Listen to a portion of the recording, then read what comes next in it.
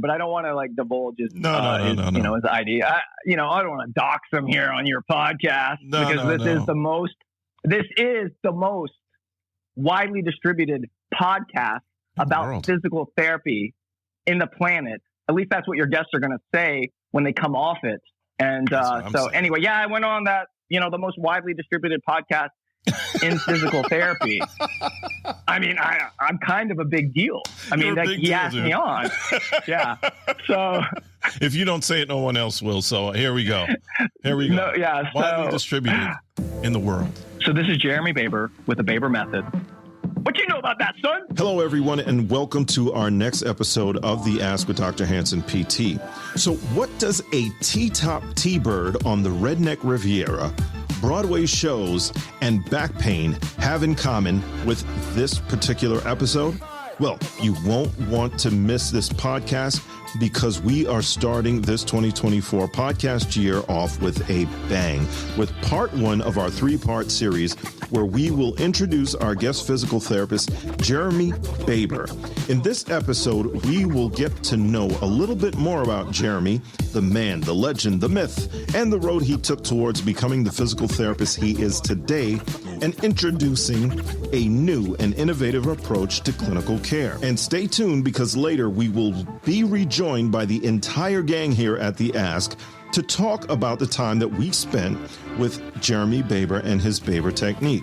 You won't want to miss this three-part series. So if you haven't done so already, don't forget to subscribe to the podcast and leave your comments below because we'd love to hear from you.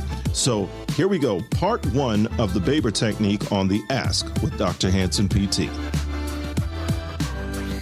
Okay, welcome to the Ask with Dr. Hanson PT, and joining me today is none other than the most famous physical therapist in the world.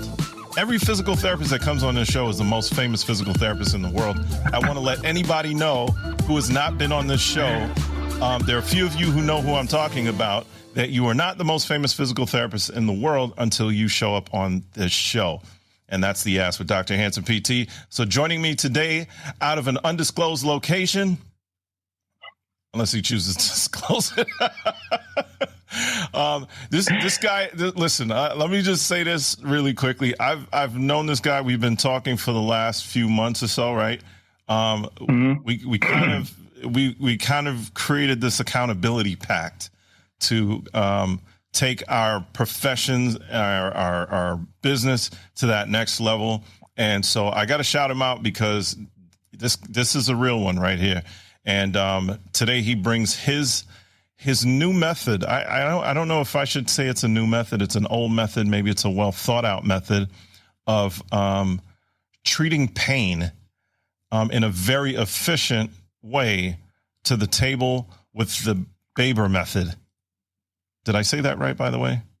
Baber, yes, B-A-B-E-R. Everybody tries to throw an R in there, like they call it the Barber method. Like I went to this conference and they put an R on my name tag, and I was like, it's a silent R apparently because it's not there.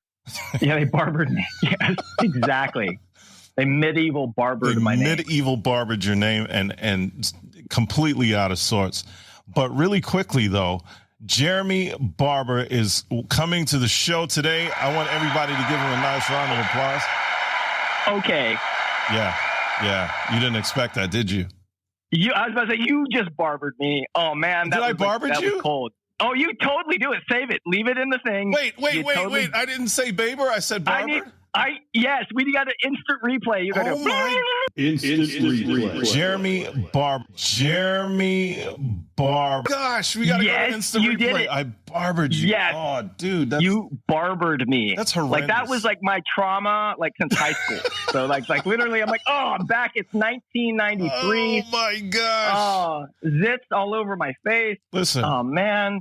Girls paying me no mind because I didn't hit my growth spurt until after I graduated. I was so short when I graduated high school. I was probably about 5'6".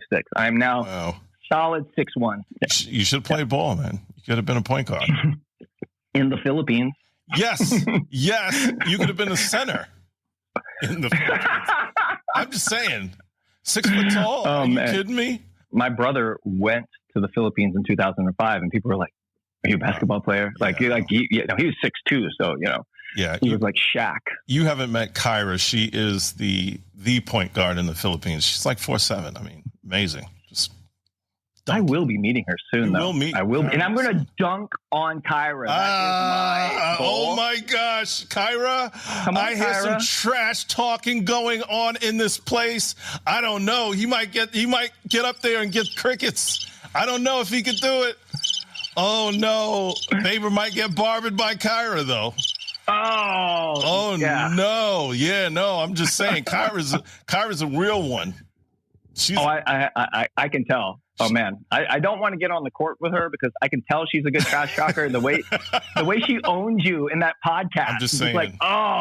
She cut out your heart and like showed it to you before you died. Constantly, it was amazing. I tell you, I'm getting beat up, dude. I'm getting beat up constantly. So one of the things that I wanted to ask you about. So when we start the podcast, like I can't even play the music because ultimately, what's going to happen is I can't own the podcast if I use the music. But what is your hype song? What is the song that gets Baber going before you go into a discussion? What is your number one pick for your song that you like to like, while like gets you pumped up, gets you hyped and ready to go? Oh man, I'm old, dude. I can tell you how old I am. I'm like, it's Chemical Brothers. There's this song called Hoops, and you've got to listen to it in like 3D. Okay. And you're like, because I used to like, okay, full disclosure. All right. I grew up in the South. Okay. So I grew up in the panhandle of Florida, the redneck Riviera. I may have or may not have owned a 93 Pontiac Firebird with T-tops. Whoa. T-tops. And do we even make T-tops anymore? No, it's a definite classic if you got a T-top working for you, man. It definitely dates me. Yeah. So T-tops, rocking the T-tops, and I would listen to this song called Hoops, and there's like 3D, but at one point in the song, it's like a dog comes out of nowhere and starts barking in your ear, but you hear it running across the car behind you. Whoa! And that just gets me so hyped. But anyway, I hear it in my workout. It like the dog runs through like behind me. And it's like bark, bark, bark, bark, bark. Anyway, these are just 4 minutes of like pump. I'm telling you, that's like song number 3. I kind of chill in with a little Daft Punk. See, I'm a little dated there, but Punk. Like I want to say Daft Punk is kind of current. No, They still are. They're retired, but like but they there's some kids know some Daft Punk thanks to Pharrell, but like old school Daft Punk. Like I'm talking 1997 homework Daft Punk. But. Yeah, Hoops. That would be my workout jam. I have a 3-hour workout mix. I do not work for 3 hours, but it's DJ'd. Like you're DJing. I work out for at least 3 hours if we make that work.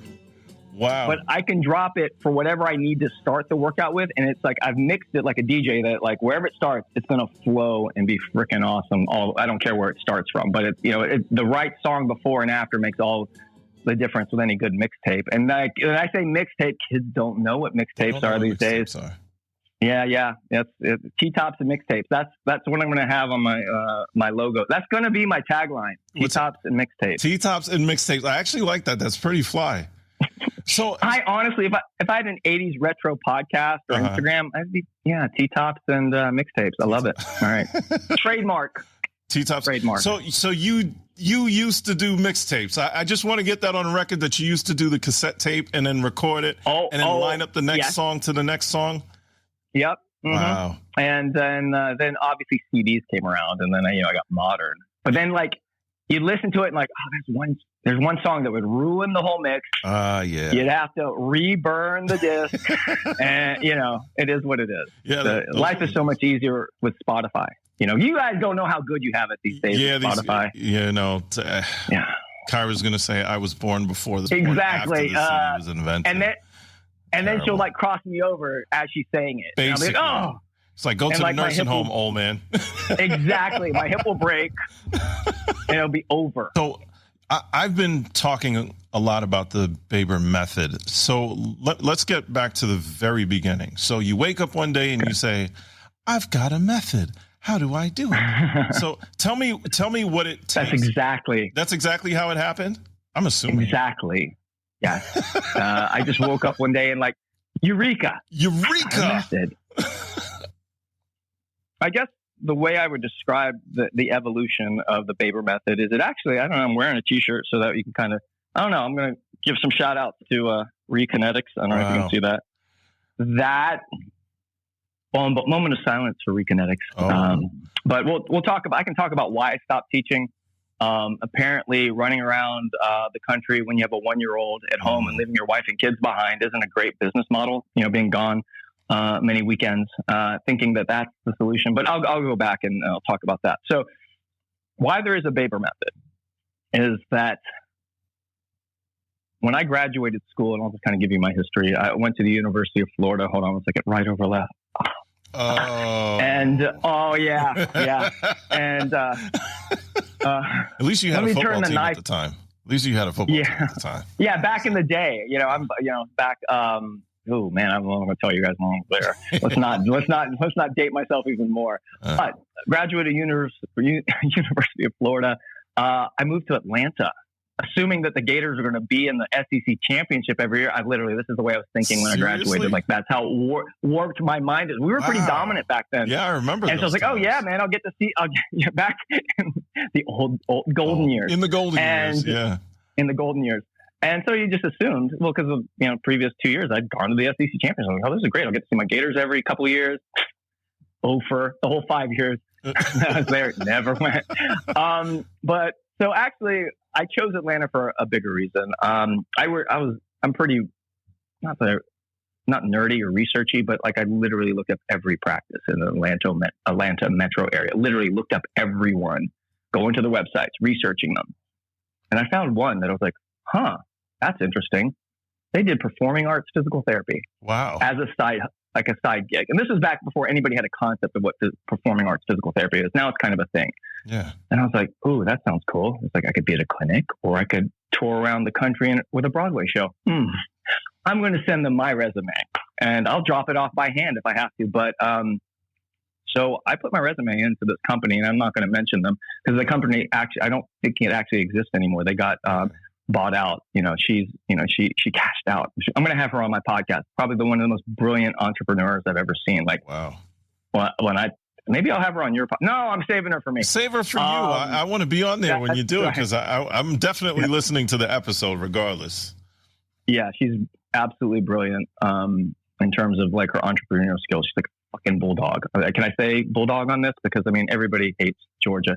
Those are just that's the Florida fan in me. I went to work for this company, and within 3.5 years, so that was mostly outpatient orthopedics. Everybody thinks that. Well, actually, not everybody thinks they're good. I mean, I bet. I don't know. Maybe it's different for new grads today because maybe you've got that DPT behind your name and you got this pumped up ego. I graduated and I knew I was freaking terrible. I literally knew it. I was like, dude, I am garbage. I'm going to say that straight up. I was so insecure about my skill levels that I was taking continuing ed like a freaking madman. And that actually didn't stop for about a decade. But I was so insecure that I didn't know enough, that I was spending a big chunk of change every year, every paycheck to get better. And the nice thing about the practice that I work for is that they also did, development for you as a clinician. But I got hand selected to do the first like full-time Broadway gig for this company. So they invested in me. They knew, because if I wasn't successful, that would be the end of the kind of the line for this company. So I really took it to heart that I've got to go out there and be a rock star for this company. And suffice to say, they got more Broadway shows after I came through because of the job, that I did. And I'm obviously in the relationship she had, but if I'd gone out on the tour and been terrible, then that kind of, kills the golden goose for her. So she ended up becoming the dominant tour, physical therapy for touring productions. Then she has Live Nation. She's got movies, studios. I can't say, but she is the go-to. And And I feel like I had a part in that. At least I played my part. I did my job. Right. I went out there, rocked it out. So the show that I was on was called Moving Out. It's a Billy Joel song. Kids don't know who Billy Joel is. Look him up. Piano Man. But no, Billy Joel. Piano Man. Yeah, he Piano Man. Exactly. Piano Man. If you're going to start, you're going to start with Uptown Girl is another good one. Uptown Girl. Wait a second. But if I had to compare Piano Man to Uptown Girl, I'm going Piano Man. Wait a second. I got to make this quick point though. If you think, what is your favorite Billy Joel song? Please, having gone put that inside of the comment section. Go ahead and hit us up and tell us what your favorite Billy Joel song is. Hype song or otherwise. That'd be cool. For me now, having been through like touring and listening to Billy Joel for 3.5 years, like I understand his catalog a little bit deeper. But like when I hear a song come through on the radio, I'm like, oh, I'm backstage in Memphis, or like that's how deep it is when I hear it. Or now I just think of my wife because I met my wife on that show. Oh wow! And so every time I think about hearing her or hearing those songs, it makes me think of her. Wow. And there were so many marriages that happened because of that show, because you had a bunch of people, under 30 touring the country together, living their best life. Per diem. I don't know if you guys know what per diem is, but my hotel, my food, everything was paid for. Yeah. So I was banking checks. I was banking, saving up for I don't know what, but I was saving. I know what I was saving up for. I'll tell you guys later. And that was the strategic decision, and it actually has paid off so well. So back to the original. So background. I worked as a Broadway touring production for a tour. I toured for 5 years. So I did Moving Out for 3. I did Wicked for 1.5 years. Wow. I worked on Broadway doing this show called Sister Act as their PT. Wow. After that, I was kind of, I don't say burnt out on dance physio, but I could have done it forever. I could have that could have been my deal. I was studying Pilates. I was doing all this stuff to be a dance physio. Right. And then I took a job, and then I started interviewing for different places. And I took an interview at a chronic pain practice. And in the interview, oh man, I don't know if I can say this. I'm not going to say it. This is okay. Well, here, you got to say it. You prepped it. You got to say it now. Oh my God. I never told anybody this. Pat said something in an interview. I'll just leave it. I'm just going to call Pat. So I already said it's Lauren. Okay. Well, that interview changed my life because he said one thing that kind of piqued my interest. And this is when people hit you with something at the end. This is how he closed it, because I wasn't sure if I was going to take the position. He's like, this will be the toughest job you're going to ever have in your career, but you're going to love every minute of it. And I was like, that was intriguing, especially for somebody who, had good success in an outpatient setting. When you work with athletes and you work with outpatient people, and you kind of have this frame of mind, like, I've been successful, every step of the way. And I was like, what these people need is just a really good manual therapist. At that point, I'd taken a ton of manual therapy, and I thought manual therapy was the answer. And I was like, I'm game. I'm going to come work here, and I'm going to be challenged. And it was an interesting holistic practice, because they came and did physical therapy once or twice a week. They came in there, did yoga, and they got pain management. They got injections, drugs. So I was like, oh, that's a very holistic a view. He had written a book on yoga and back pain. So he was kind of like this holistic before holistic was a thing. And so I was like, I'm going to give it a shot. So the really thing quickly, is, go ahead. Really quickly, is this a physician-owned practice? Is this a PT-owned practice? Like what level of practice? He's a physiatrist. He's a well-known physiatrist in New York City. Okay. So I was like, I'm game. And so I went to work there. And to give you some background on it being the toughest patients you'll ever see, majority of my patients, 80% of my caseload had already failed physical therapy 2 or 3 times. Wow. And so coming in with that. So I don't mean to interrupt you here, but when you say that they've failed physical therapy 2 or 3 times, when you're having that conversation with them, what is it like? Because they're already looking at you like, what are you going to do for me that the other guy couldn't do? I mean, is that how that starts? That is essentially one of the big take-home, like, light bulb moments of my career later. Mm-hmm. because how I would talk to that person today is so different than how I would have talked to them 15 years ago. In fact, my spiel was probably like, hey, we're going to stretch, strengthen, mobilize, do all, basically the standard PT stuff. Right. That's not the message they needed to hear. And I wasn't putting myself in their shoes. I was basically, at this practice, it's a chronic pain practice. So physical therapy was more like fries. It's like, hey, we got yoga, that's, your soft drink. We've got the injections. That's the burger. Right. Physical therapy. And we have physical therapy. And you're doing all things. So you're getting kind of the Happy Meal approach to holistic therapy. So, right. And, so I was the physical therapist. I wasn't like, I'm going to solve your problem. They weren't coming there just for physical therapy. They were coming there for a holistic approach. And I respect that. But in terms of the conversations that I was having then, it was basically the conversation I was programmed to give. It's like, hey, we're going to stretch. We're going to get stronger. Not thinking that, they've already done that, dumbass. And that's the way I look at it. Like, what a dumbass I was. Like, and I will say this, probably, even though I had like good street cred for the first, 8 to 10 years of my career. And this is what you won't figure out, new grads, is that you probably have your head up your ass. You probably not even hear this because your head is actually up your ass. And, but when you get it out of your ass, like I will just say this, I've known some of the things I've known for at least a decade, but I haven't spoke up because it's like, who am I? Who am I to, tell people what they should or should not do? It's like, I'm not going to shit on people. Like I had people I had a really smart chiropractor say that one time. I was like, you're right. I'm not here to should on my patients or people who are coming through my courses. But in terms of what I would say for a new grad, if you haven't practiced for 5 years, you should probably just pay attention and just get better. And for me, it was like, I took that approach for probably the first decade of my career. I'm not telling people what to do. What do I know? Even now I've practiced for 22 years and I'm starting to feel like I should. And it's mostly because I'll get to this later, but now there's no doubt in my mind that people should be listening to me. And I didn't feel comfortable with that for a long time. But now I have outcomes that I can't explain away. And if I don't, then there are people suffering unnecessarily. And so I get like, shit, man, you'll make me cry on your podcast? All right, we're going to have to cut this out. No, we're not cutting this out, my friend.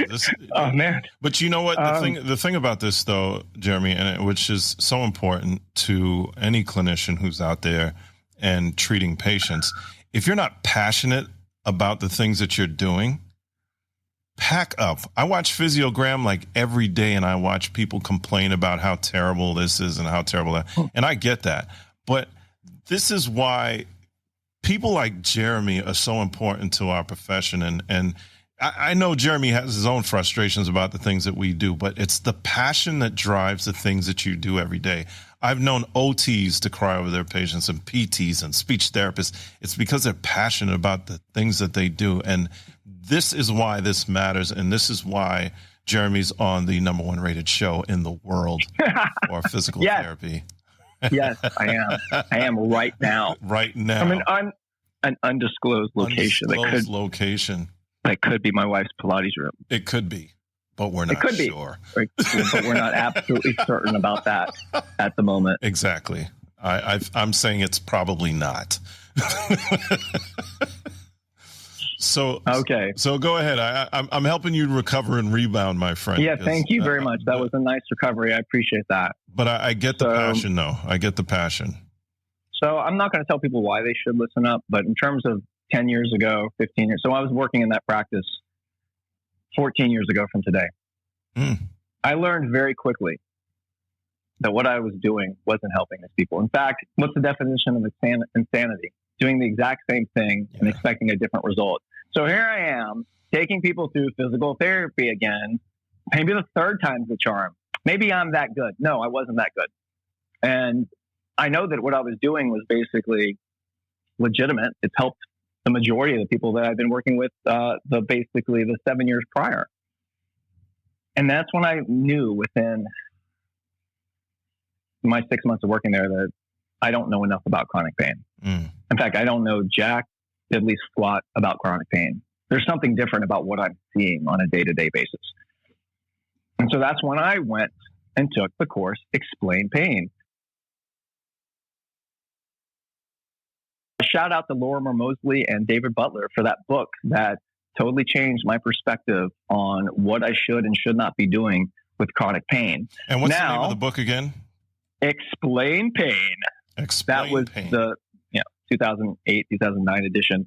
It's obviously been updated, supercharged. But when I took my course, it was actually taught by another famous pain science guy, Adrian Liu. Shout out to Adrian Liu. And he closed the course saying something. And now the message in that course is quite different than what was being taught. And it's being taught today because I graduated in the dark ages. But in terms of at the time, and it still is, it's kind of a cutting edge approach, is that the longer somebody suffers with chronic pain, it creates functional changes in the nervous system. So assuming this is video podcasting, can see, if I move my right arm and it's absolutely pain-free, that movement's created by an electrical signal on the left side of my brain. If I have a left shoulder injury, which I did when I went to PT school, imagine injuring your shoulder playing volleyball, and then by the time you graduate PT school, you can lift your arm about this high. And that's as high as you can fricking lift it after PT school and all the great things I learned there. But wait a second, you didn't have like a barrage of students like beating you up and fixing that shoulder every well, they couldn't. Study session. And even with my knowledge base, we couldn't. Now it's like, I could fix this in like 2 minutes. Absolutely. But at the time, I had a very limited, restricted shoulder. So guess what that creates? Functional changes on the right side of my brain. It's almost like you get a software downgrade. So the electrical blueprint, electrical signal that would produce that movement basically degrades over time as you compensate more and more for the dysfunction that's there. And so instead of getting a very clear, precise electrical signal, you get a blurry, muddled signal, and they call that smudging. And so at that time, I was like, huh? What is this thing? And so what will happen when people have chronic pain, the longer you have chronic pain, you get this chronic smudging of the motor cortex, sensory cortex. And it's an artifact that you see in people with chronic pain, but yet you can give those people, standard therapy exercises. It's not really changing it to that great of a degree. In terms of the research on chronic back pain in America, if you take somebody with chronic back pain, which is most of what you guys are seeing on a daily basis, is anywhere between 29 and 53% of people, or I'm sorry, let me back that up. When you look at the research, the efficacy for physical therapy for a lot of times is anywhere between 29 and 53% pain reduction for chronic back pain. And that's kind of the average. And that's not, even at the best, let's say they're just averaging 53% improvement for chronic back pain. It's still 50% is not the greatest number. It's a good enough number, but it's not great.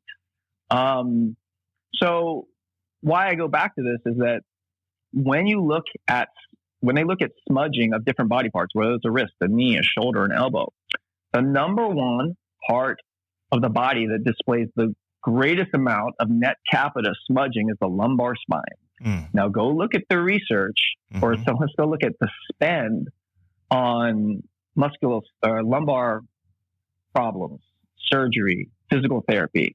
It's in the United States alone, it's over $100 billion. We're spending more than we ever have in the last 40 to 50 years on the problem, but the problem's not going away. Surgery utilization is going up. Physical therapy utilization is going up. And so why I bring that up is that nobody in PT school ever told me, hey, your target tissue isn't the injured area. It's the neural representation of that injured area. So let me back it up, because the first person who said that to me, who basically changed my whole career arc at that point, was Adrian Liu. That's how he closed the weekend that I took Explain Pain in Washington, D.C. And I hopped on a bus. And that was my story for about 4 or 5 years. I'd go hop on a bus. Kids, do they have buses these days? I don't know. Because I lived in New York City at the time. Yeah, no, everything. I'd go hop on a bus. Yeah. Boom, boom. I'd go to Boston, hop on a bus, boom, boom, boom, or a train. Bus was cheaper. You can get like a sometimes like an $8 like megabus ticket, like nuts. Oh yeah. $8. Yeah. So if you buy it in advance and you know where you're going. So he closed the course and he said, your job as a therapist is not to treat the injured body part. Your job as a therapist is to treat the neural representation of that injured area. Thank you for listening. Stay tuned for the next part in the 3-part series with Jeremy Faber and his Faber technique. And if you've not done so already, please don't forget to like and subscribe to the podcast, and definitely check us out on social media at Ask Dr. Hansen PT on both Instagram and TikTok. I'm Dr. Hansen. That's my time. And on behalf of the entire Ask team, I'm out.